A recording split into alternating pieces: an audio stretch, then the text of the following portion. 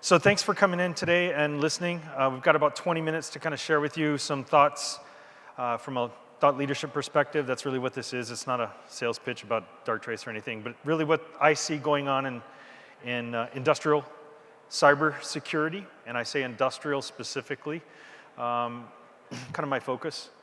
But one of the things that I found most interesting about coming into the conference today, I was unfortunately not able to be here yesterday. I had to fly in for this, and I'm flying out from here this afternoon to Houston for a meeting. But what I kind of really found interesting, walking around out here in the hall, I noticed that there's only one vendor out there that has the word cybersecurity somewhere on their kit. Darktrace, of course, we've got a nice little booth out there. You guys can come talk to us. I've got 4 really brilliant colleagues here that are more than happy to share some information with you. But only one other vendor out there with the word cybersecurity on their kit. And what's also interesting, oh, there's my timer. What's also interesting is talking with a few people that I did talk with outside today, not many people are talking about cybersecurity in a context of a completely connected city. To me, that's just amazing. From IoT and industrial Internet of Things to operational environments, power plants, water treatment facilities, et cetera, et cetera, et cetera. The conversation is not at the top of everyone's mind about the security, the cyber-based security of this connected world that we're very, very rapidly moving to. And that hit me today for the first time, and I just thought I'd kind of open up with that, because certainly the idea that we live in a cyber world, and yet those architects of our cyber world are really not either conscious or talking about cybersecurity. Unfortunately, Mike Sherwood, who's the CIO for the city of Las Vegas, couldn't be here today. He had something come up that he had to deal with. But Mike is really on the leading edge of thinking about cybersecurity in a connected city. Doing some really innovative work with the sensors in the city, from carbon monoxide monitoring, automated traffic light activation based on carbon monoxide monitoring, and foot traffic on sidewalks, et cetera, but also from a cyber perspective. So one of the things that I kind of want to share with you today, what I talk about at conferences seemingly day in and day out, is really what's going on in the cyber world relative to IoT, IIoT, and operational environments that we see on a daily basis. So one of the challenges that we see in the world today is the exponential growth, as I've already mentioned, of a connected environment. Now, we've known this in IT for a long time, right? In an IT environment inside of a corporation, you want to be connected. You want efficient and rapid data flow so that you can make decisions that affect the bottom line. Well, in a connected city, you want rapid data flow so that your constituents can value that data, and or you can make things happen rapidly. The problem with that is that also opens an attack surface for the bad guys or the naive players to do something that is really not in anyone's best interest. And one of the biggest challenges we see is with that rapid uptake of opportunity comes a rapid uptake of advantage. Now, the biggest problem with that, kind of building an architecture or a hierarchy for you here, is that once you've got this system of connectedness, you have this unlimited opportunity for threat. These systems are very, very difficult to construct in a secure manner by their very open nature. The more open it is, typically the more often you're going to have an opportunity for someone to attack it. I'm talking about, for example, a water treatment facility that requires connectivity back to corporate operations so that efficiencies can be gained from the PLC, PLM, HMI architecture. That's one example. The examples that I'll give you are actual compromise vectors that we've seen in our business over the past 3 years, and an increasing number of those types of compromises. Or a power plant that has, for example, an HMI that, unbeknownst to anyone in the OT environment, that HMI is connected to a wireless network card, seemingly only inside the organization.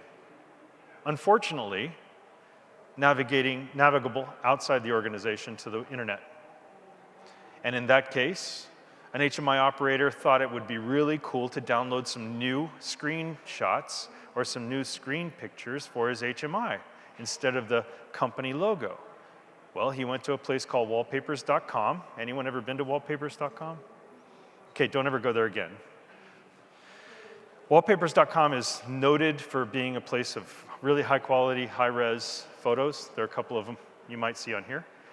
But it's also, with every photo comes down a little packet, typically an ad campaign packet. That ad campaign packet is very, very easily manipulated, and unfortunately, malware is very easily tagged onto that. Well, this gentleman brought down about 140 pictures for his HMI, which again was supposed to be completely sequestered inside of the DMZ, the IoT firewall, but it was not. Brought down a whole bunch of photos, but brought down a variant of WannaCry. And that WannaCry variant began to beacon to other devices within the environment. Within about 30 seconds, it had engaged in reconnaissance with about 340 different devices inside the organization. And this is a power plant. You might say, well, heavily segmented, yes. Unfortunately, this HMI was at the top of the SCADA stack. Leave it for you to figure out where that went from there. The challenge, again, I'm just highlighting for you the increased connectivity of all these devices. That increased connectivity presents an amazing opportunity for the threat to evolve very rapidly. So for those of you in the room who don't know the terminology of an OT environment, an industrial control system, operational technology, SCADA environment, supervisor control and data acquisition environment, it really is the heartbeat, the control system for a power plant, a water treatment facility, an internet-connected, say, infrastructure deliverable, you might say. So the challenge with these environments is significant because they're typically not protected very well. They're typically only protected by obfuscation, pushing them out away from people to see, meaning put them inside of a controlled environment. Back in the day when I was a young adult, they were called air-gapped environments. I don't think people use that term very much anymore, but they mean something. The idea of sequestering content or kit, hardware, software, off into an environment that no one else can access. It's a very valuable deliverable. Unfortunately, as I mentioned earlier, the CEO, CFO, CTO, and typical C-level folks want visibility down into those operational environments now to gain operational efficiencies. Those operational efficiencies mean hard dollars. Very, very important, but also opens an avenue for threat. The number one threat vector inside of an OT environment is not Russia, it's not China. Sorry to let those of you conspiracy theorists down. The number one threat, by the way, it's not an insider either. The number one threat is a threat from the IT environment into an OT environment. Typically sequestered again by a DMZ firewall, but that inbound threat. There are a number of different vectors that we see delivering that inbound threat.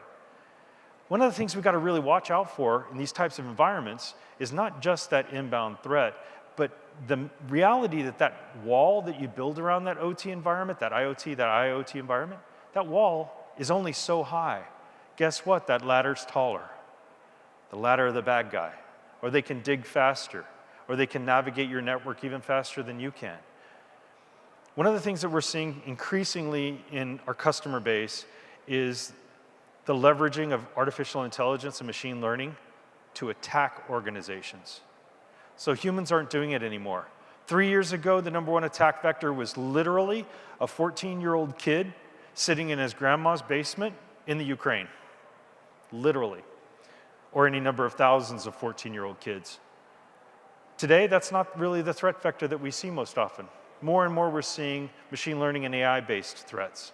And these are threats that can be launched from anywhere in the world, completely quietly, completely stealthily, infect your environment, navigate your environment, do reconnaissance, beacon, and command and control, all without your knowledge.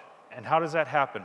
Well, machine learning and AI algorithms are so good now that the malware can identify the patterns of behavior in your network and mimic those patterns of behavior for delivery of the malware.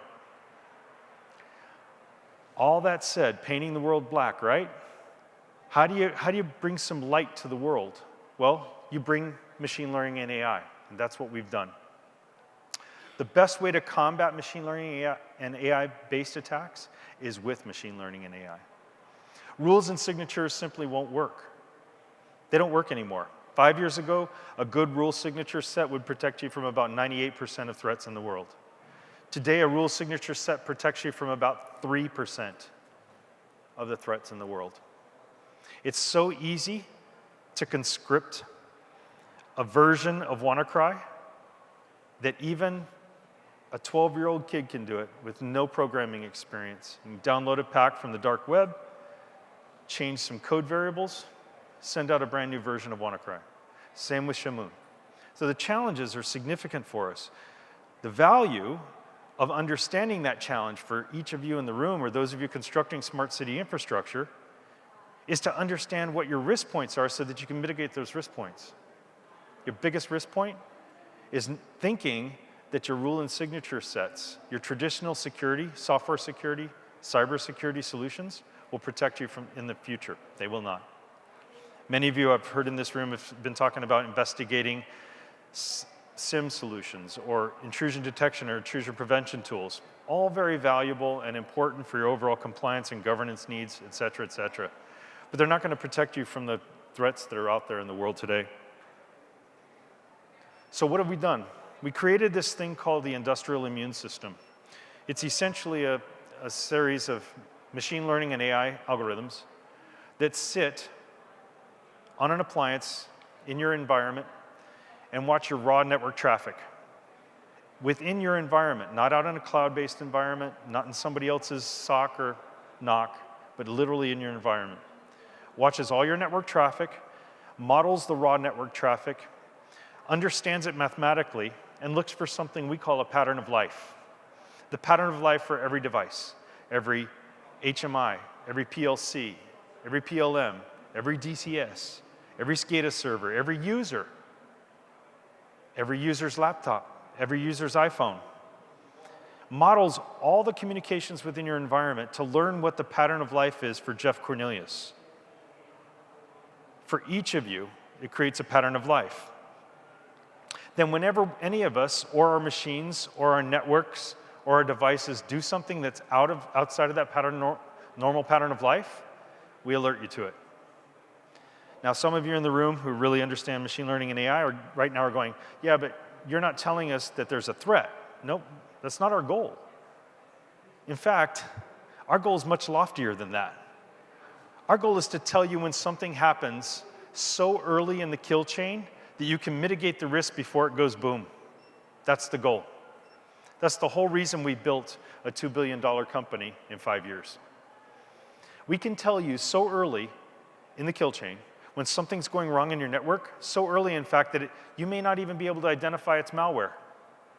But we'll tell you that something's wrong, something's not right, we'll help you investigate it and show you, and mitigate that risk, again, before it goes boom.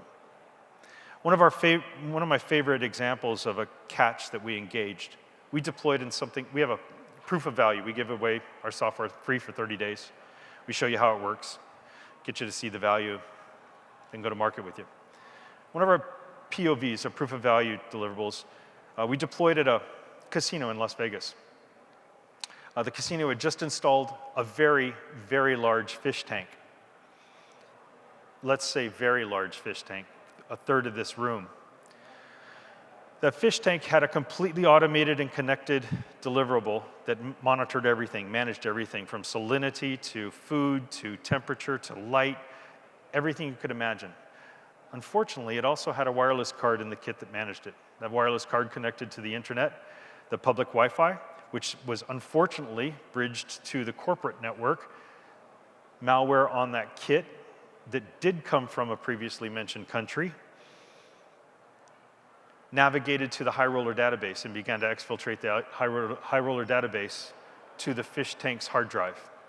Never did that content leave the organization, but during our POV, Darktrace identified the anomalous behavior and alerted the executives to it and they were able to shut that down before that content ever left. Otherwise, that would have never been seen. No rule signature set, no traditional security tool could have done that. That's terribly valuable. The architecture is really simple. Darktrace does this in either the IT or the OT environment, or both. Very, very simple architecture. We do all the math, all the compute internal to the organization. So again, your content never leaves your organization. That architecture is so simple, it takes us about 30 minutes to deploy an appliance. That's it. No IBM here. We don't sit in your environment for 3 years and charge you service fees for 3 years. That's not our business model. Our business model is to get in, monitor your environment, and tell you when things go bad. I can talk about this, and any one of my colleagues are happy to talk about this. We're right outside, since I only have 3 minutes left. On top of that, we've also built in the functionality of automatically responding to threats that we see as rapid moving or rapidly changing. So we have an autonomous response capability. Now, many of you will say, but wait a minute, in a power plant, and especially in a nuclear plant, you don't want a technology cutting off a PLC's job, do you? No, I don't. If I'm out at Tonopah and at Arizona Public Service, out at the Tonopah plant, at the nuclear generation station, I do not want a PLC shutting down that cooling tank. Instead, what autonomous response does is it can spoof an IP address, or it can send a TCP/IP reset to make a device think it's communicating when it really isn't, while notifying the researcher so the researcher can do the job that he or she may need to do. I mentioned this one already. This is the HMI exfiltration. It would have been an exfiltration had WannaCry gotten its happiness, but it did not. We were able to stop that before it happened. So with that, I've got about 1.5 minutes left. If there are any questions, I'd be happy to take them. Otherwise, my colleagues and I are more than happy to catch you outside. We're just literally the blue wall right over there. I'll be here for about another 30 minutes. I'm happy to take any of your questions that you want. Are there any questions off the top? No? Why don't? No, I guess not. So I'm going to leave that. If you guys are ready, we can shut this one down and go to the next one. Thanks, folks, for your time.